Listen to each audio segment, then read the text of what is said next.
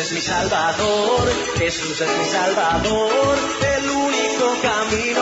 Jesús es mi Salvador, Jesús es mi Salvador, Jesús es mi Salvador, camino de verdad. Jesús es mi Salvador. Aquí comienza Cadena Vida, una producción de la Iglesia Jesús es mi Salvador. Jesús es mi Salvador, Jesús es mi Salvador, el único camino. Jesús es mi Salvador. Y a partir de este momento compartiremos una hora de mucha, pero muchísima bendición. Jesús es mi Salvador.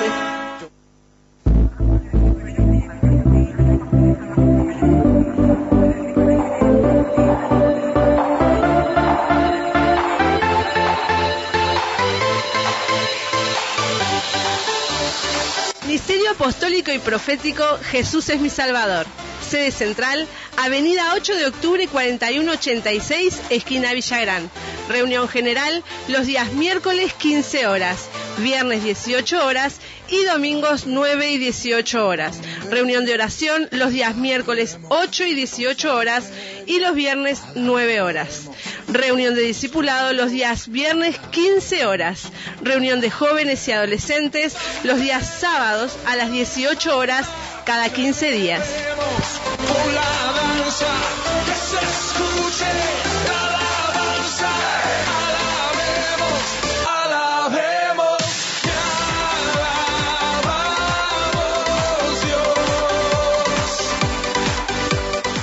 Para comunicarse con la Iglesia Jesús es mi Salvador, podés hacerlo a través de los siguientes números. 2-406-8998. 2-406-8998. O mensajes de texto al 094 47 11 00. Para realizar tu petición, consulta Consejería Pastoral.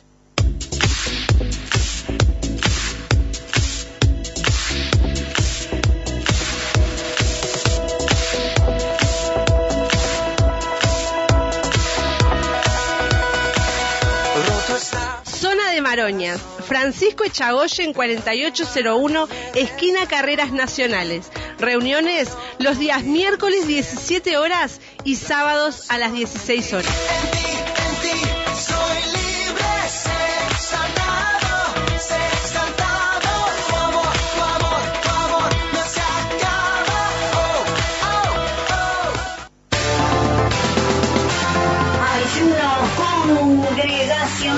Ayuno congregacional. Y que la vida tenga Cristo, un grito de victoria de... Todos los martes y jueves, Ministerio Apostólico Profético Jesús es mi Salvador. Ayuno congregacional. Hay victoria para ti.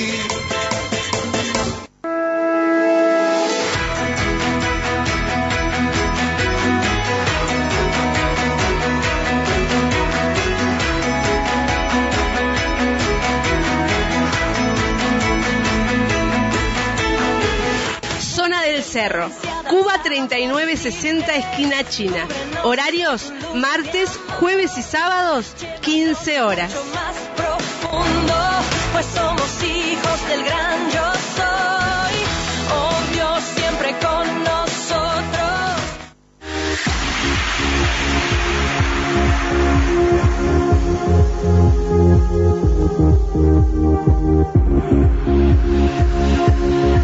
Ya puedes descargar la app de Jesús es mi Salvador en tu teléfono celular o tablet.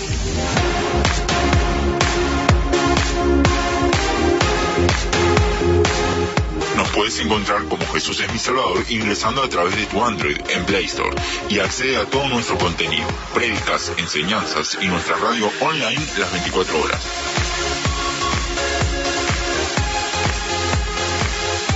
Descargala ya.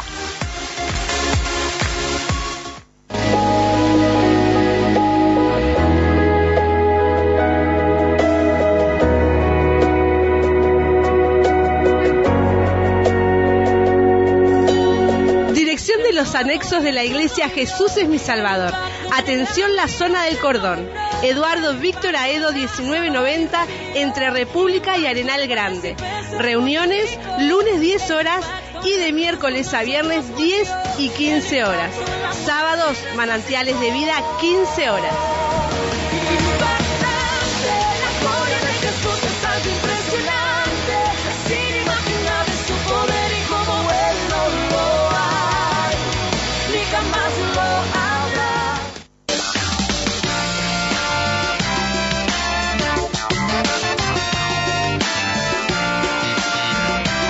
Ciudad del Plata, Anexo 1, Playa Penino, Manzana 21, Solar 1, esquina calle 4 y 5. Reuniones días miércoles 15 horas. Ciudad del Plata, Anexo 2, kilómetro 27800, Manzana 10, Solar 154, calle Uruguay, barrio San Fernando Chico. Reuniones días sábados 15 horas.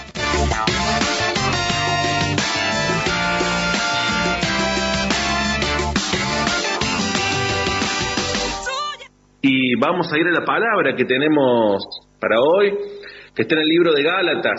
Bien, siempre leemos el versículo anterior y en el día de ayer estuvimos en Gálatas, capítulo número 1, versículo número 4, que dice: el cual se dio a sí mismo por nuestros pecados para librarnos del presente siglo malo, conforme a la voluntad de nuestro Dios y Padre, a quien sea la gloria por los siglos de los siglos. Amén. Esto último que leí es el versículo número 5, el versículo de hoy. A quien sea la gloria por los siglos de los siglos. Amén. Así que toda la gloria es para nuestro Señor, ¿sí? Y aquí el apóstol Pablo termina con lo que es, digamos, el saludo formal de esta carta, en este versículo número 5, una carta en la cual el apóstol Pablo, ya en estos primeros versículos, viene diciéndonos mucho de que no solamente en Cristo Jesús tenemos el perdón por nuestros pecados, sino que además de todo eso, el Señor nos da poder para estar venciendo en esta vida. Y Pablo les quería transmitir a los Gálatas todo esto, y además también tenía una preocupación, ¿no?, por la vida, ¿no?, de la comunidad ahí en esa iglesia, ¿sí?, en hacerles saber de que estaban en Cristo a través del sacrificio de Jesús, para que tuviesen una identidad que fuese verdadera, porque estaban hasta a punto de estar dividiéndose por la confusión que ellos tenían, la confusión en cuanto a qué era necesario hacer para ser cristiano. Y en realidad lo que tenemos que hacer es tomar la gracia de nuestro Señor Jesucristo. Entonces el apóstol Pablo no escribía esta carta solamente para estar transmitiendo una información correcta, sino para estar proclamando el Evangelio de Jesús de un modo que estuviese transformando las vidas de esas personas. Bueno, eso es lo que hacemos cada mañana también aquí en el tabernáculo, no solamente está teniendo información de la palabra, sino que transforma nuestras vidas. Realmente que con el versículo bíblico de ayer, con el versículo bíblico de hoy, el Señor nos llevó mucho a estar reflexionando de que a veces perdemos la noción de que en Cristo Jesús tenemos victoria. Y no solamente que tenemos victoria de nuestros por los pecados, sino que tenemos victoria en las situaciones diarias que se nos van presentando. Tenemos victoria cuando visitamos a alguna persona, tenemos victoria cuando alguien nos llama por alguna situación difícil que está viviendo. Hay veces que las situaciones pareciera ser que son tan contundentes, que la persona está tan encerrada, sin solución, que es como que nos va absorbiendo, sin querer a veces, a pesar de que tenemos la palabra, y dejamos de estar hablando en fe, pero debemos entender de que en Cristo Jesús tenemos la victoria, en su resurrección tenemos la victoria, ¿sí?, ante las condiciones más difíciles que podamos estar viviendo. Entonces estos versículos me llevaron, ¿no?, a pensar de que muchas veces cambiamos nuestro vocabulario de fe para estar hablando en un vocabulario de derrota. Tal vez no nos damos cuenta, tal vez sin querer, pero son versículos bíblicos que nos animan a que creamos y que confesemos que en Cristo Jesús somos vencedores, en Él, claro. Ahora bien, vamos a ver la victoria que el apóstol Pablo les quería estar transmitiendo a los Gálatas, para estar diciéndole que la gloria del Señor es por los siglos de los siglos, ¿no? Bueno, ¿quién eran estos Gálatas? En realidad eran descendientes de unas antiguas tribus, bien, antiguas tribus celtas. Bueno, el apóstol explicó en uno de los últimos tabernáculos cuál era la región que ellos estaban ocupando, de lo que, bueno, hoy es Inglaterra, hasta Asia Menor, ¿no?, lo que sería actualmente Turquía.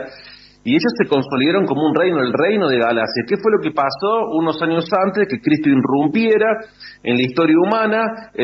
Roma, ¿no?, estuvo conquistando esa parte y organizó una provincia con el nombre de Galacia, que incluía no solamente la región en donde estaban viviendo, sino que incluyó algunas ciudades más. Es como si viniesen y conquistasen Córdoba, ¿no? Y ponen el nombre de Córdoba y algunas provincias que están abajo también. Entonces, todo esto era Galacia, que incluía una amplia zona. Bien, los miembros ahí de la iglesia eran mayormente gentiles, ¿no? Ahora, el apóstol Pablo, cuando le escribe a los Gálatas, bien, les escribe sabiendo que en medio de la iglesia también había muchos judíos, muchos de los cuales hasta podían haber asistido a alguna sinagoga. Pablo también conocía quién les estaba escribiendo, eran sus hijos ministeriales, porque él había fundado estas iglesias, creyeron, recibieron el Espíritu Santo, Dios estuvo haciendo milagros, Dios había estado moviendo en ellos. Pero ¿qué era lo que pasaba? Empezaban en un principio, bien, el apóstol Pablo enseñó, predicó, tuvo el mover de Dios, pero después se generó confusión porque empezaron a llegar diferentes maestros que enseñaban mensajes diferentes al de Pablo y había confusión en la iglesia. ¿Qué es lo que tengo que estar haciendo para ser cristiano? ¿Qué tengo que hacer para obtener la salvación? Entonces entran en una confusión. A todo esto, en el lugar en el cual vivían, era una sociedad que estaba marcada por lo que es la pobreza. Diferente es a los corintios, que vivían en otra zona, que hemos visto la carta 1 y 2 de Corintios, que vivían en una zona que era más comercial, una zona en la cual había más riquezas. Acá era todo distinto. El Imperio Romano empezaba a hacer grandes construcciones, entonces muchas personas tenían que ser desplazadas, bien, y tenían que ir a trabajar a otros lugares. También muchos eran tomados como esclavos. Después también estaban muchos que como soldados se trasladaban. Tengamos en cuenta que cuando se conquista una región, bueno, se toman la riqueza de esa región, se toman también las personas, ¿no? Era una provincia que estaba sometida por el Imperio Romano, habían confiscado las riquezas, bueno, había muchos prisioneros de guerra, la economía había tenido que cambiar. Bien, antes cultivaban un cierto tipo de cultivo, como lo que es el trigo y todo este tipo de cosas, pero vinieron los romanos y tuvieron que, se apropiaron de lo que fueron los campos y empezaron a cultivar otras cosas, y era como que la gente nativa de ese lugar empezó a quedar de lado. La brecha entre ricos y pobres era cada vez más grande, ¿no? Sucedía esto, también, bueno, había otro tipo de factores que hacían que había una diferenciación entre la sociedad, ¿no? Los factores como la educación, bueno, el trabajo, bueno, muchas cosas. Ahora, muchas de las personas, bien, lo que anhelaban en realidad era tener honor. Por ejemplo, ¿no? Había muchas personas que eran humildes, bien, y había otras que tenían un nivel económico que era mucho más alto. Ahora, el nivel económico no era el factor número uno para estar determinando la posición que tenía en la sociedad. El honor, no el dinero, era lo que las personas más deseaban. Por ejemplo, el apóstol Pablo era ciudadano romano, entonces le daba privilegios que otras personas ricas no tenían. Bien, entonces, en medio de todo esto, en donde había personas que no eran libres, en donde había pobreza, donde las condiciones de trabajo eran muy duras, donde habían sido esclavizados, ahí es donde Pablo está fundando lo que es esta iglesia. Entonces, Pablo escribía estas cartas a personas que vivían bajo estas presiones económicas, bajo estas presiones sociales, donde había mucha brecha entre los que tenían honor y los que no tenían honor, y el honor y la vergüenza jugaban un papel que era muy significante en sus vidas. El dinero, las posesiones, eso siempre en toda la humanidad fue algo muy importante para todas las personas, pero acá también era muy importante lo que significaba el honor, quién era uno dentro de la sociedad, aún era más importante que lo que era el dinero. Entonces, menciono todo esto para ver que ellos cuando necesitaban libertad, esta iglesia no solamente se estaba refiriendo a una libertad en cuanto a lo religioso, sino a una libertad en cuanto a las condiciones de vida. Yo sé que hay muchos pastores que están escuchando en esta hora y están en diferentes zonas de Argentina, en diferentes países, y hay problemas en cada una de las ciudades, en cada una de las provincias, hay problemas en cada una de las naciones.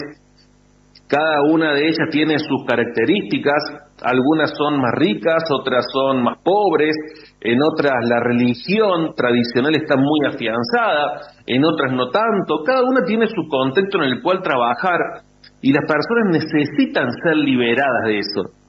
Las personas necesitan tener la libertad de Cristo.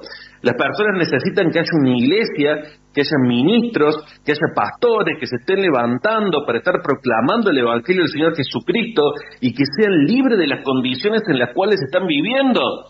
Hay veces que no es por donde estamos geográficamente, sino que es por nuestra vida, tal vez por alguna enfermedad, por alguna cuestión familiar, pero la gente necesita la libertad. Y somos nosotros como iglesia de Cristo aquellos que tenemos que estar llevándoles un mensaje de bendición, un mensaje de que pueden salir adelante, un mensaje de que Cristo los puede estar libertando. Pero el Señor me lleva a ver que primeramente nosotros tenemos que estar plenamente convencidos de eso y que el Señor puede estar rompiendo los yugos que se pueden estar levantando en una casa, que se puede levantar una familia, que se pueden estar levantando en una iglesia. Somos nosotros primeramente los que tenemos que estar creyendo eso para estar llevando ese mensaje. Entonces las condiciones en las cuales la iglesia de Galacia vivía eran unas condiciones que eran difíciles realmente. Pero acá en este saludo que da el apóstol Pablo, que en realidad es bastante corto, y si sumamos todos los versículos bíblicos, acá el apóstol Pablo deja en claro que es Dios quien obra, que la obra central la hace Dios. No va mencionando ninguna acción humana y dice 3 veces que es Dios quien actúa, ¿no? O sea, dice que Dios actúa para hacerle un apóstol a él, que por el Señor él es apóstol, para levantar a Jesús de la muerte, lo hace Dios Padre, y para librarnos de lo que es el mundo malvado, lo hace Dios. Entonces esto es lo que tenemos que estar creyendo, que es el Señor quien lo hace. No es nuestra fuerza, no es nuestra capacidad. Él nos libra de lo que es el mundo malvado. El apóstol Pablo le estaba diciendo a la iglesia de Galacia, el Señor es quien los puede estar librando de la pobreza que están teniendo, el Señor es quien los puede estar librando de la esclavitud que están teniendo en las manos de Roma, el Señor es quien los puede estar librando a todos ustedes de todo lo que le causa en su corazón el vivir bajo esas condiciones. El Señor es aquel que puede estar librándolos de la enfermedad, de las malas condiciones en las cuales viven. Hay cuestiones que son históricas y que duran años, pero cuando uno tiene el mensaje del Señor Jesús en su corazón, es una persona que está libre. Los judíos, claro, esperaban cuando el Señor Jesucristo, cuando vino, estaban esperando un Mesías que los libertara del poder de los romanos. Pero el Señor vino a traerles primeramente la libertad espiritual, la libertad en sus vidas, en sus corazones, para que ya no se sientan oprimidos por las condiciones en las cuales vivían, y para que vivan una vida que es diferente. Y claro, y después había ciertas cosas que el Señor obraba en eso, en la salud, obraba en la economía, obraba en los que estaban endemoniados, obraba en los que eran leprosos, y el Señor obraba y les cambiaba las condiciones de vida. Y esto era lo que el apóstol Pablo les estaba diciendo a esta iglesia, que es el Señor quien está actuando. Bien, que Él nos libra de lo que es un mundo malvado, que no tenemos que estar esperando que todas las condiciones se estén dando para que le estemos sirviendo. No, sino que hoy podemos tomar la decisión de servirle a Dios, de tener el poder de Cristo en nuestro corazón y que las cosas cambien, que las cosas varíen. ¿Sí? Dios, cuando se le apareció a Gedeón, él no se sentía que estaba preparado para estar llevando adelante la comisión tan grande que tenía. Sin embargo, él terminó convencido de que el poder de Dios lo iba a realizar, lo iba a hacer. Cuando los discípulos fueron seleccionados para seguir a Jesús, ellos estaban en la pesca, estaban en sus actividades, estaban metidos en lo que era su mundo.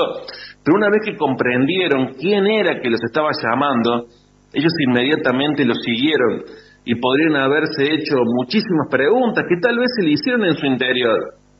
Y ahora la familia cómo va a vivir, y ahora cómo hago con esto, y ahora a quién le dejo el negocio y la pesca, y ahora tantas y tantas cosas que podrían haberse preguntado, porque era un cambio de vida. Sin embargo, no esperaron a que todas las condiciones se reunieran favorablemente para estar sirviéndole al Señor. Le sirvieron, le creyeron. Así lo hizo también Eliseo con Elías. No perdió la oportunidad. Cuando Elías le puso ese manto, él entendió de que iba a ser profeta y fue y se despidió de su padre y lo siguió Elías, y lo siguió. Entonces el Señor es quien nos libra en este mundo malvado de toda condición desfavorable que podamos estar teniendo. Entonces esto nos ayuda a pensar de que hoy podemos estar sirviéndole al Señor con toda nuestra fuerza, con toda nuestra vida, con todas nuestras ganas, porque hoy el Señor está ejerciendo victoria sobre nuestras condiciones y victoria sobre las condiciones de otros. Así que Pablo hace esto dentro del saludo. Pablo no dice que Jesús proveerá libertad de este mundo malvado si hacemos tal o cual cosa, cumplimos ciertas reglas religiosas. No, sino que hace un contraste completo con lo que es la religión, porque la religión, ¿qué es lo que hace? Pone énfasis en lo que es la acción humana, lo que el ser humano tiene que hacer para estar recibiendo algo de parte de Dios, o lo que el ser humano tiene que hacer para aplacar a Dios, para evitar lo que es el castigo, que eso es lo que la religión trae, pero no son los esfuerzos humanos los que consiguen que seamos salvos en el Señor y que tengamos también el poder y la autoridad de Él. Lo que lo hace es el mismo Señor, y eso es bueno, porque Él puede vencer las condiciones desfavorables que tengamos en nuestra vida, nosotros no. Entonces, ¿qué es lo que nosotros realizamos? Sí, es ir al altar, es buscarlo, es renunciar a nosotros mismos, es decirle: Señor, soy una persona pecadora, soy una persona falente, soy una persona que necesito cambiar mis pensamientos, soy una persona que necesito también cambiar mis percepciones, mis sentimientos, y necesito de ti, necesito de tu espíritu, necesito de tu vida. Y ahí el Señor nos trae de lo que es la vida en el espíritu, y ahí somos renovados, somos cambiados, y ahí lo que expresamos es la realidad de Dios, y es Él en definitiva quien hace la obra. Y es Él quien liberta a la persona que se encuentra oprimida. Es Él quien trae sanidad a aquel que se encuentra enfermo. Lo hace a través nuestro, claro, pero es la vida de Él dentro nuestro. Entonces el Señor nos quiere hacer ver que las condiciones en las cuales podemos estar viviendo pueden ser condiciones duras, pero que en Él somos más que vencedores. O sea que todo esto lo vemos en el saludo que el apóstol Pablo va haciendo. Y el apóstol Pablo incluso va más allá de solamente mostrar que Dios actúa, ¿no? Digamos, en estas cosas que aquí va enumerando, sino que Pablo también menciona de que hay varias formas de esclavitud: la religiosa, la forma de esclavitud por las condiciones en la vida en la cual estamos viviendo, bien, pero que hay libertad en el mundo malvado. Por eso es para la gloria de Dios por los siglos de los siglos. Bien, hay muchos tipos de esclavitudes. Entonces Pablo dice, claro, hay una libertad que nos da de lo que es la religión, pero también hay una libertad que nos da de las condiciones de vida en las cuales se estaba viviendo. No, porque había mucha esclavitud humana también. Entonces había muchas personas que realmente padecían las condiciones de esta época, ¿no? Había hambre en ese tiempo, como digo, las distinciones entre los que tenían más y los que tenían menos, había odio, había disensiones, había rivalidades, había inmoralidades también dentro de todo eso. Ahora, Pablo quería mostrarles de que ellos podían estar siendo libres del sufrimiento que le causaban todas esas cosas. La palabra, ¿qué es lo que nos enseña? La palabra, si vamos al libro de Lucas, capítulo 4, versículo 18, el Señor Jesús decía, el Espíritu del Señor está sobre mí, por cuanto me ha ungido para dar buenas nuevas a los pobres, me ha enviado a sanar a los quebrantados de corazón, a pregonar libertad a los cautivos y vista a los ciegos, a poner en libertad a los oprimidos. El Señor Jesús vino para hacer todo esto, y hoy nosotros somos los representantes de Jesús en esta tierra. Hoy Él está dentro nuestro, a través de su Espíritu Santo. Entonces somos nosotros los que somos ungidos para dar las buenas nuevas a los pobres, para sanar a los quebrantados de corazón, para pregonar libertad a los cautivos, para dar vista a los ciegos, para poner libertad a los oprimidos. A veces vivimos situaciones que son difíciles, entonces nos olvidamos un poco de hacer todo esto y pensamos en nuestra propia realidad. Pero el Señor nos da el poder, hoy nos está diciendo que nos da el poder para vencer nuestras realidades y para vencer también las realidades que otros puedan estar viviendo, porque somos enviados también a estar haciendo todo esto. Qué maravilloso que es. No sé cuántas personas hay conectadas ahora, pero cada uno seguro que está viviendo un desafío, está viviendo algún momento que sea difícil, o tal vez está con anhelos de crecer, de avanzar y que no sabe cómo estar haciéndolo. Pero quiero decirte de que el Señor está por encima de cualquiera de esas circunstancias. Por los siglos de los siglos es la gloria para Él. Está por encima de todo eso. El apóstol una vez nos enseñaba de que somos la última opción de cambio de vida para algunas personas. Algunas personas que ya están rendidas en la vida. Hay personas que por la situación que tienen con los hijos, la situación que tienen en el matrimonio, la situación que viven en su casa, somos la última opción de cambio para esas personas. Entonces, el mundo está corrompido, el mundo está malvado, pero el Señor nos quiere hacer ver que tenemos la autoridad de Cristo para estar cambiando con todas esas cosas. Bien, entonces debemos actuar de esa manera, entender que en Cristo Jesús tenemos autoridad porque Cristo en la cruz del Calvario derrotó al diablo, lo hirió mortalmente, luego descendió, dice la palabra que descendió hasta las partes más bajas de la tierra, ahí lo desvalijó, lo despojó de todo. ¿Y cómo podemos saber eso? Bueno, porque el Señor mismo Jesús había enseñado que cómo alguno podía entrar a la casa del hombre fuerte, si primero, para primero atarle tenía que saquear sus bienes, o sea, no, primero atarlo para saquear sus bienes. Entonces, el mismo Cristo Jesús descendió a las partes más bajas de la tierra, le estuvo quitando las llaves del carcelero de la muerte, a Satanás lo ató, lo desvalijó, también lo dejó en vergüenza en la cruz del Calvario. Todo esto sucedió antes de la resurrección. El diablo fue despojado de la única autoridad que tenía. Entonces no tiene potestad sobre nosotros. Nosotros somos los que tenemos la autoridad de Cristo en nuestras vidas. Esto debemos entenderlo y debemos tenerlo muy en claro hoy. Hoy los cristianos somos libres del poder del diablo. Tenemos el poder que nos fue dado en Cristo y con tal poder tenemos a Satanás bajo nuestros pies. somos con Cristo más que vencedores. Fíjese que Jesucristo al resucitar y cuando se presentó a sus discípulos, ¿qué fue lo que les dijo? Dijo, toda potestad, o sea, todo poder, toda autoridad, todo me ha dado en el cielo y en la tierra, y el decir toda potestad es toda, es el cielo, es en la tierra, por lo tanto, el diablo no tiene ninguna potestad ni en el cielo ni en la tierra, por cuanto toda la potestad, ¿de quién es? De Cristo. ¿Y qué es lo que hacemos nosotros cada mañana? Lo buscamos a Él, para que justamente tengamos esta autoridad y para que podamos estar cambiando las condiciones en las cuales viven las personas. Por eso en este saludo del apóstol Pablo les daba mucha esperanza a ellos, les estaba diciendo en Cristo hay libertad, no solamente libertad de la religión, hay libertad de los dolores que tengan, de las situaciones que estén viviendo, porque también seguramente había enfermos, había personas que estaban pasando por situaciones en sus casas, en sus familias, porque cuando uno vive en un ambiente o en una región donde hay tanto sufrimiento, después pareciera ser que todo es malo.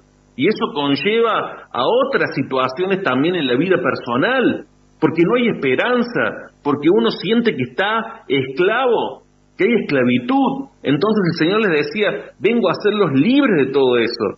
Cuando uno ve el Padre Nuestro, ¿cuáles son las últimas líneas con las cuales termina ahí? Y dice, el Padre Nuestro, que no nos metas en tentación, mas líbranos del mal, porque tuyo es el reino, el poder y la gloria por los siglos de los siglos. Ahí cuando estamos en el Padre Nuestro y ponemos al Señor primero y le adoramos y después también le pedimos lo que es necesario en nuestra vida porque somos servidores de Dios y necesitamos de ciertas cosas en la vida para poder vivir y para poder estar sirviéndole, y proclamamos la victoria que el Señor nos da, terminamos diciendo de que tuyo es el reino, el poder y la gloria por los siglos de los siglos. Lo que estamos diciendo es que nos estamos alineando, nos estamos asociando, nos estamos uniendo en comunión, en relación padres-hijos con el vencedor por los siglos de los siglos. Por los siglos, la efectividad del Evangelio fue antes y es ahora. Fue en el tiempo de Jesús, fue en el tiempo de Pablo y es en el tiempo nuestro. Gloria al nombre del Señor por todo esto. El Señor nos quiere estar librando de esclavitud, pero es por la acción de Dios. ¿Y cómo yo accedo a la acción de Dios? Rindiéndome a Él. Así que los bendigo, que esta sea una palabra de poder, que esta sea una palabra para que nos volquemos al Señor, para que le amemos y para que creamos que las cosas pueden cambiar, siempre pueden cambiar. El apóstol Pablo le llevaba este mensaje a los Gálatas que vivían una realidad que era muy difícil, pero el Señor quiere hacernos libres. Así que bendigo a todos y vivamos y honremos lo que es esta libertad. Bendiciones para Jericó 2024, 7 domingos, a partir del día 3 de noviembre al 15 de diciembre, 7 domingos, Jericó 2024, florecerá, libro de Números 17:8 dice la palabra, y aconteció que el día siguiente vino Moisés al tabernáculo del testimonio, y aquí que la vara de Aarón de la casa de Leví había reverdecido y echado flores y arrojado renuevos y producido almendros. Fructificad, 7 domingos, Jericó florecerá, 8 de octubre, 4186, Ministerio Apostólico Profético, Jesús es mi Salvador.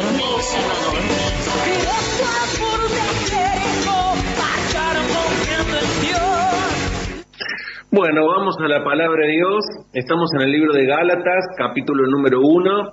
Ayer estuvimos en el versículo número 7, hoy estamos en el versículo número 8. Dice el versículo que tuvimos ayer, no que haya otro, sino que hay algunos que os perturban y quieren pervertir el Evangelio de Cristo. El versículo de hoy, mas si aún nosotros o un ángel del cielo os anunciare otro evangelio diferente del que os hemos anunciado, sea anatema. Lo leo de vuelta, mas si aún nosotros o un ángel del cielo os anunciare otro evangelio diferente del que os hemos anunciado, sea anatema.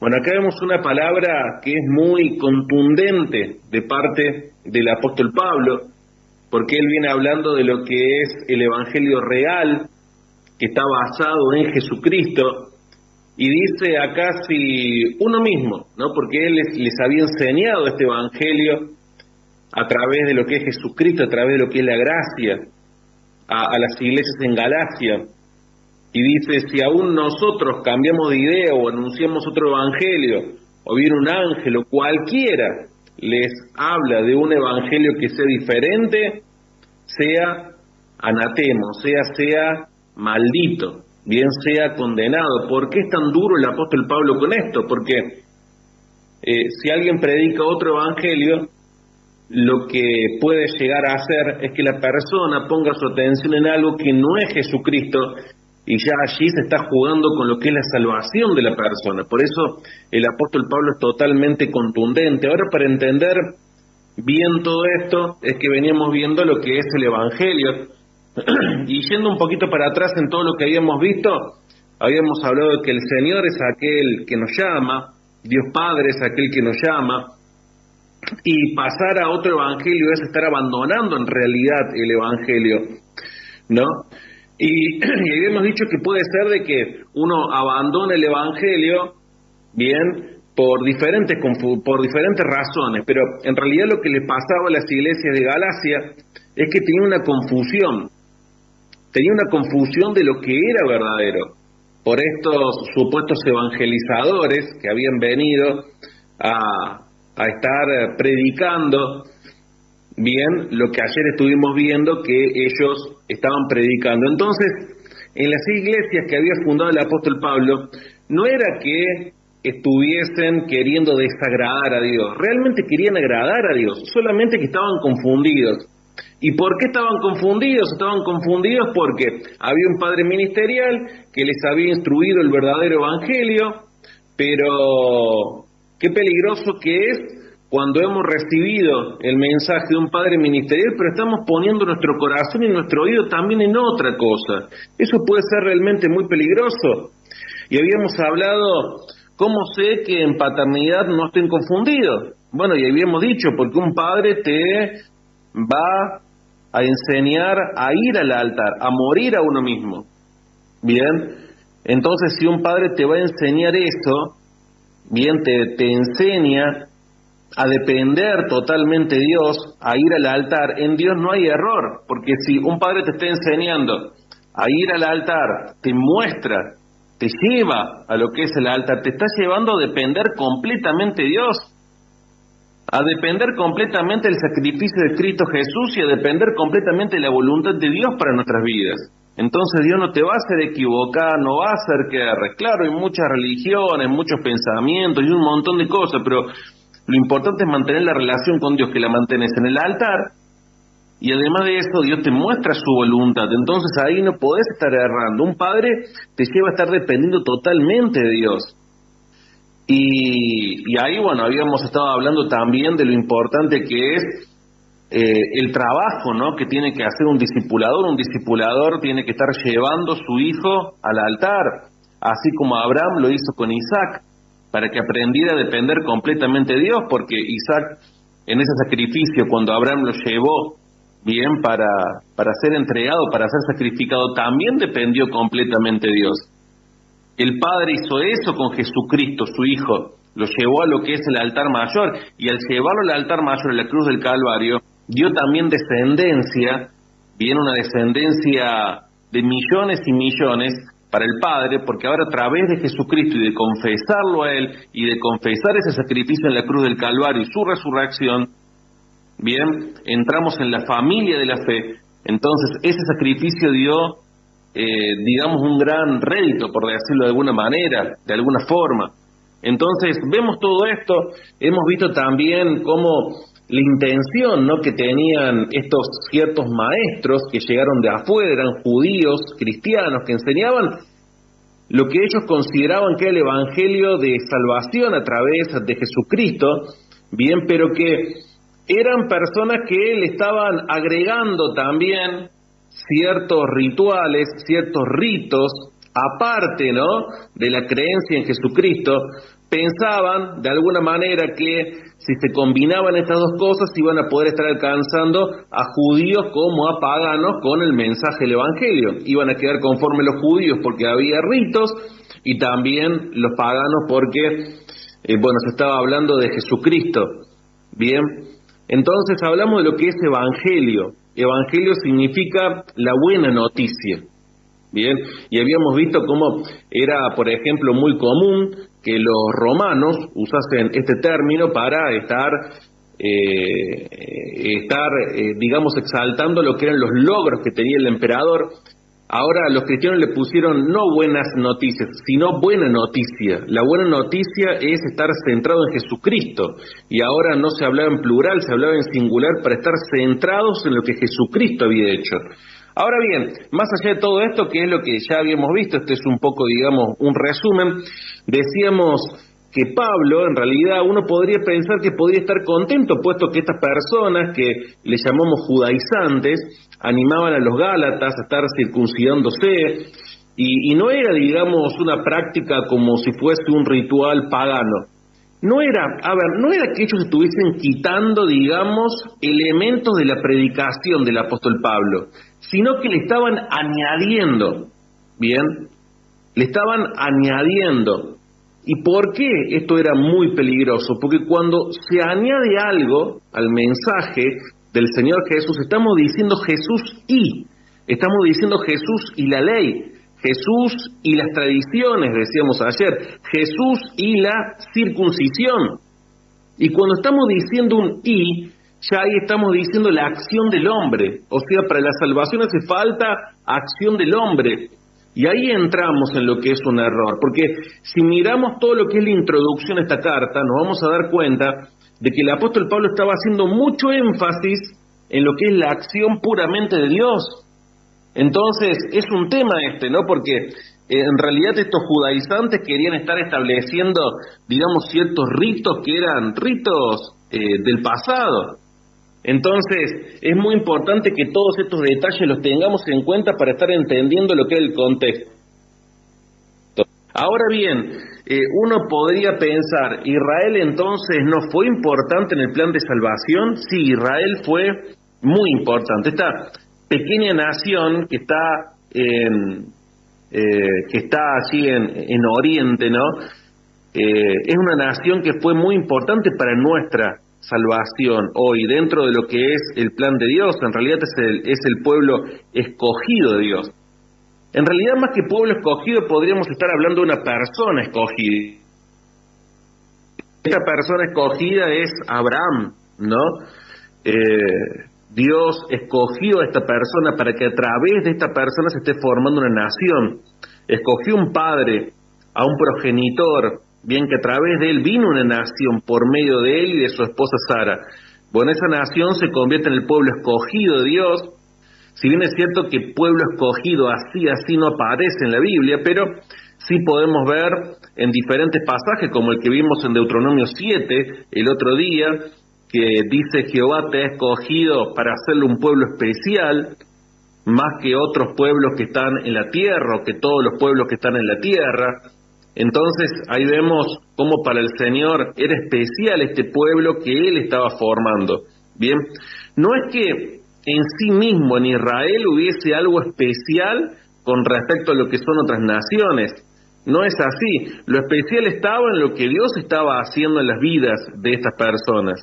Bien, Moisés, por ejemplo, cuando habla de esto o pronuncia estas palabras en Deuteronomio capítulo número 7, le estaba hablando a una nueva generación de israelitas, en donde los padres habían sido esclavos en Egipto, estuvieron sumidos en la pobreza, fueron una nación que si uno los miraba con un ojo, especial, no tenían por sí mismos, no tenían nada que los exaltase, no eran una nación atractiva para que Dios se pudiese estar mostrando con su obra, ¿no? A otras naciones a través de ellos por lo que ellos mismos eran. Justamente la debilidad de esta nación exaltaba lo que Dios puede hacer en una persona que es débil. Bien, digo esto porque fue la nación que el Señor fue obrando. Ahora, Israel se convirtió en este pueblo escogido de Dios, no por sí mismo, por sus méritos, sino que se convirtió en el pueblo escogido de Dios porque Dios le prometió eso a Abraham. Dios le prometió eso a Abraham, lo hizo siglos antes, y como Dios cumple con las promesas, Dios entonces usa lo que es esta nación. Dios le dijo, Abraham, vete de tu tierra, vete de tu parentela, de la casa de tu padre, la tierra que te mostraré. Después ahí en Génesis 12 sigue diciendo, bendeciré a los que te bendijeren, maldeciré a los que te maldijeren, y en ti serán benditas todas las familias de la tierra. Y aquí hay un punto crucial, ¿bien? En ti serán benditas todas las naciones de la tierra. ¿Por qué es tan importante bendecir a Israel y no entrar en maldición? Es importante porque justamente allí en Génesis capítulo número 12 el Señor dice que iba a estar bendiciendo a aquellas naciones que estuviesen bendiciendo a Dios. Por eso muchas veces en nuestras congregaciones tenemos banderas de lo que es Israel dentro de ellas. Eso no significa que nos estemos sumando a algún tipo de rito o a la religión que sea predominante para ellos, ¿no? Entonces, ¿qué es lo que el Señor quería hacer con esta nación? Quería que de esta nación sean benditas todas las familias de la tierra. Ese era el objetivo de Dios con Israel, porque el ser humano entró en pecado en el jardín del Edén, o sea, toda la humanidad entró en pecado allí. Entonces toda la humanidad ahora debía ser redimida, no solamente Israel. Ahora, eso iba a ser a través de estar mostrándolo a Dios, a través de las obras que Él hacía, de lo que el Señor realizaba, a través de Abraham y a través del pueblo de Israel. Entonces, Israel se transformó en algo muy importante para que de generación en generación el Señor sea mostrado en la vida de las personas a través de lo que es la paternidad, y a través de esta nación veamos al Dios maravilloso cómo se mueve en nuestras vidas. Pero además de esta nación iba a salir aquel que era el que iba a estar pagando por todos nuestros pecados, porque en el jardín del Edén pecamos, bien, lo hizo Adán y Eva, y allí estaba la promesa en Génesis capítulo número 3, versículo número 15, de que finalmente íbamos a tener salvación en alguien, bien, a través de la simiente de la mujer. Entonces, bueno, esto está todo muy bien explicado en lo que es el libro Guerra de Altares. Entonces, tenía que existir ese sacrificio en el cual sea para salvación de todos nosotros, de todas las naciones. Y eso vino a través del linaje bendito de Abraham. Entonces, Israel en esto fue muy importante para darnos lo que es el Salvador del mundo, para darnos a lo que es Jesucristo. Esta nación nos dio a aquel que iba a hacer ese sacrificio perfecto para estar redimiéndonos. Entonces, lo que fue la circuncisión en aquel momento, fue para aquel momento. Ahora la circuncisión es del corazón. Ahora los sacrificios ya no había que hacerlos una vez al año en lo que era eso que oficiaba el sumo sacerdote allí en el lugar santísimo, sino que Jesucristo era el cumplimiento de la profecía. Jesucristo era aquel que hacía que ya no hiciese más falta lo que eran los continuos sacrificios, bien, porque significaba que era el cumplimiento de aquella profecía en Génesis capítulo 3, número 15. Entonces, ¿qué es lo que menciono, qué es lo que quiero decir con todo esto? Que si bien es cierto que Israel en su momento fue muy importante en el plan de salvación, ahora nosotros estamos por fe a través de Jesucristo. Y aquí lo que estaba pasando es algo que era grave en realidad con los Gálatas, porque se estaba predicando, o estos maestros predicaban un evangelio que no era el evangelio real, no era el evangelio adecuado, porque si nosotros a la gracia volvemos hacia atrás y le agregamos ley, estamos decreciendo en la gracia, y lo que nosotros tenemos que estar haciendo es crecer en la gracia. Fíjese algo, cuando nace un niño en algún hogar, no, bueno, hay mucha alegría en la familia, mucha expectativa. Ahora, si pasa el tiempo y el niño no crece y se desarrolla, la alegría se puede terminar transformando en tristeza, en preocupación, porque algo anda mal con ese niño. Bueno, lo mismo pasa en lo espiritual. Es un gozo por ahí ver un alma cuando se convierte a Cristo, porque esa persona nace nuevo, pero si pasado un tiempo no hay un crecimiento en esa persona, debería preocuparle al pastor, al discipulador, a quien sea. Entonces la Biblia no solamente que nos impulsa a estar naciendo de nuevo, sino que también nos invita a crecer en la gracia. La palabra de Dios así lo habla. Entonces, estos judaizantes en realidad no dejaban crecer en la gracia a los hermanos, al contrario, los hacía de crecer en la gracia porque estaban volviendo atrás con lo que eran sus rituales, y en su momento esos rituales sí fueron importantes, pero ahora había que entender de que ya eso había quedado atrás, de que era la vida en Jesucristo lo que nos entrega salvación, porque si es una cosa y otra, en realidad te estás anulando lo que es la salvación plena en Jesucristo. Estás diciendo, el sacrificio en Jesucristo no es suficiente. Y en realidad todo lo que se hizo antes en el Antiguo Testamento era una sombra de lo que había de venir. Entonces era un asunto importante. Dice la palabra que si alguno está en Cristo, nueva criatura es. Las cosas viejas pasaron y aquí que son todas hechas nuevas. Eso es lo que dice la palabra de Dios. Entonces, el primer paso que tenemos como cristianos es entrar en la gracia, y luego tiene que empezar un proceso que nos haga crecer en esa gracia. Entonces, es como un niño, en donde primeramente come los primeros alimentos, da los primeros pasos, pero sigue creciendo, no deja de crecer. Claro que hay una diferencia con respecto a este ejemplo, y es que en la vida humana en algún momento dejamos de crecer. En la vida espiritual no hay un límite para dejar de crecer, ¿no? ¿Cuál es el límite que uno podría decir? Bueno, llegar a ser un varón perfecto como Jesucristo. Entonces, vamos a estar creciendo siempre en realidad. Pero debemos crecer en la gracia y en el conocimiento de nuestro Señor Jesucristo. Ahora, fíjese algo que es muy importante, porque la palabra nos habla de crecer en la gracia, no de estar agregando ley y de crecer en la gracia. Necesitamos crecer en la gracia y en el conocimiento de Jesucristo, porque si lo conocemos a Él, vamos a crecer en la gracia. Y crecer en la gracia es algo maravilloso, porque significa que cuando más disfrutamos de lo que es la gracia, más se crece, más se aprende. Bien, aprendemos de la salvación, estamos seguros, estamos en paz, estamos con confianza, estamos en reposo, tenemos una nueva manera de pensar, una nueva mentalidad, tenemos la mente de Cristo. Por eso no nos podemos volver atrás en esto. Bien, tengamos algo en cuenta, la gracia es el favor inmerecido. Entonces, si entendemos esto, que estamos en una posición que es totalmente inmerecida, vamos a aprender a levantar el caído, vamos a fortalecer al débil, vamos a estar compadeciéndonos de aquellas personas que sufren, vamos a aprender a no ser arrogantes, si estamos en un lugar que no lo merecíamos.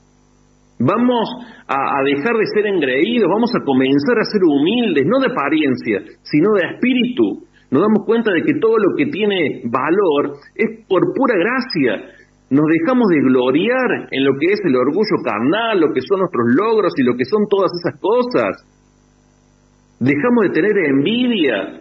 Si alguien tiene éxito, nos alegramos por el éxito que tienen los demás. Pero es porque hemos crecido en la gracia. Aprendemos a bendecir a los que nos maldicen, a hacer bien a los que nos hacen mal, a no estar pagando el mal por mal. Entonces, dejamos de estar andando con personas que nos hacen mal. Bien, nos alegramos, disfrutamos en el Señor. ¿Sabes por qué? Porque nos consideramos como ese hijo pródigo que se fue y que volvió, y que cuando volvió el padre no le preguntó ¿qué hiciste con el dinero? Te dije que no te vayas, cometiste un error. No le reprochó nada, le hizo fiesta. ¿Merecía ese hijo menor recibir esa fiesta? No la merecía. Así, en esa condición estamos nosotros. Y si estamos en esa condición, entonces vamos a ir creciendo en la gracia y nuestra misericordia va a ser otra, nuestra mirada hacia otros va a ser otra, y debemos crecer en el conocimiento de Jesucristo también. Qué lindo que es crecer en el conocimiento de Jesucristo, aprender a conocerlo cada día más y más por Él. Nosotros sabemos algunas cosas de Jesucristo, sabemos que Él nos amó que murió por nuestros pecados, que resucitó, que nos justificó a través de eso, pero no es todo en Jesucristo. Tenemos que seguir creciendo en el conocimiento de Él. No nos va a bastar toda la eternidad para crecer en la gracia y en el conocimiento de Jesucristo. Entonces, la ley lo que hace es descentrarnos de estar conociéndolo plenamente. Podríamos estar preguntándonos, ¿conocemos a Jesucristo? Podemos hacernos esa pregunta cada uno de nosotros. Y alguien dirá, bueno, sí, Él me salvó, sí, Él me sanó, sí, Él me prosperó, me solucionó este problema, me quitó el vicio que tenía, lo que sea. Pero hay mucho más para estar conociendo de Jesucristo. Cristo es mucho más que eso. Fíjate algo, los discípulos habían compartido con Jesús mucho tiempo, ¿no? Habían visto hacerlo sanidades, resucitar muertos. Sin embargo, pasó alguna noche, bien, cuando estaban en medio de una tempestad, Jesús viene caminando sobre ellos, sobre las aguas, entra en la barca, bueno, reprende el viento, las olas, para que le obedecen. ¿Y qué es lo que hacen los discípulos? Los discípulos le preguntan, ¿quién es este que aún los vientos y las olas le obedecen? O sea, fíjate esto, ellos preguntan ¿cómo? ¿Quién es este? ¿Acaso no lo conocían? Lo conocían en parte, pero ahora lo tenían que conocer en otra dimensión, tenían que seguir creciendo en el conocimiento de Jesucristo y en su gracia. A pesar de todo lo que habían compartido con Él, todavía no lo conocían todo, les faltaba mucho por conocer, nos falta mucho por conocer de Jesucristo. Mucho, ¿no? Mucho. En Filipenses, el apóstol Pablo, en un momento, dice que, bueno, que tenía todas las cosas como pérdida por la excelencia y el conocimiento de Cristo, lo tengo por basura, decía, estoy parafraseando un poco los versículos bíblicos, ¿no? A fin de ganar a Cristo, a fin de conocerle, decía el apóstol Pablo, a fin de conocerle. Uno se puede preguntar cómo, ¿Pablo no lo conocía?